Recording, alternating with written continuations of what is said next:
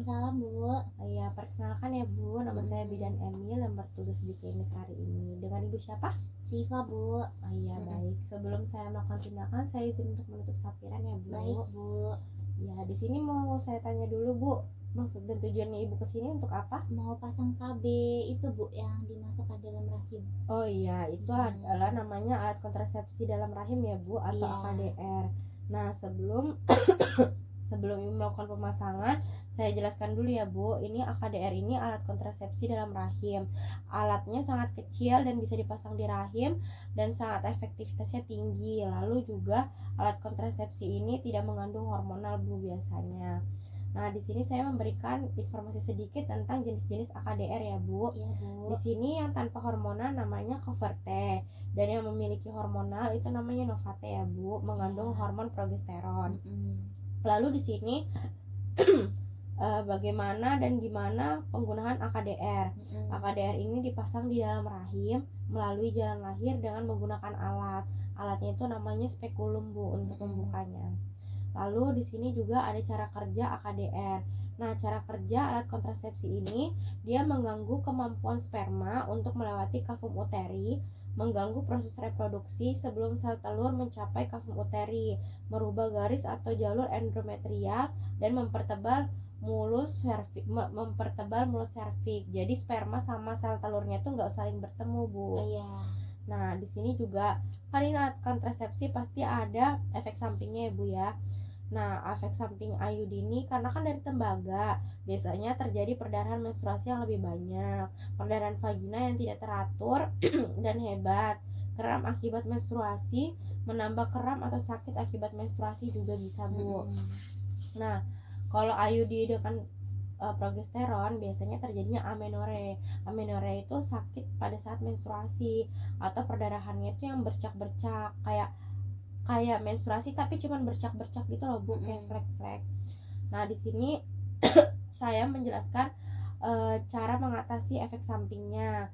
Kalau misalnya efek sampingnya itu sudah tidak bisa ditoleransi, Ibu bisa langsung datang ke vaskes pelayanan terdekat ya Bu ya.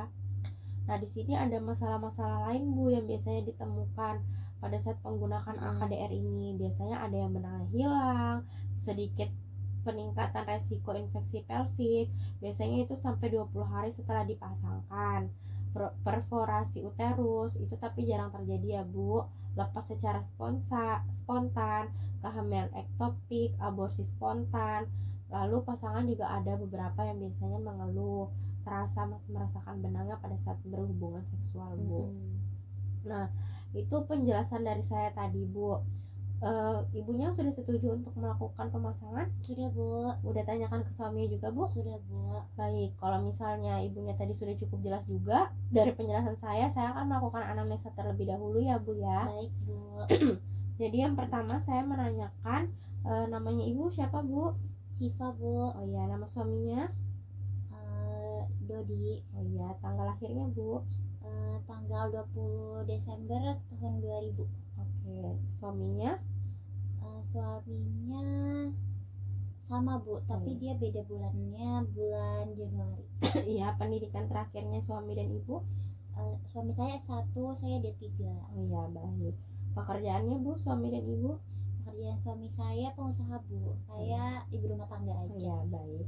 Nah, di sini saya akan menanyakan hari pertama haid terakhirnya ibu ya. Hari pertama haid terakhirnya Bu, tanggal berapa? Ini saya baru haid, mungkin baru haid hari ketiga. Oh iya, baik. Lamanya haid biasanya beberapa hari Bu? Normal aja sih Bu, 7 hari. Oh iya, pola perdarahan haidnya bagaimana biasanya? Banyak, sedikit, atau?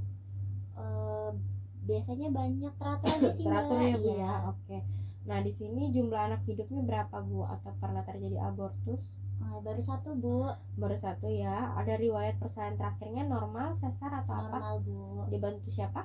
Bidan. Oh iya, baik. Ibunya pernah mengalami riwayat hamil ektopik atau kehamilan di luar kandungan? Belum pernah. Oh iya, bagus.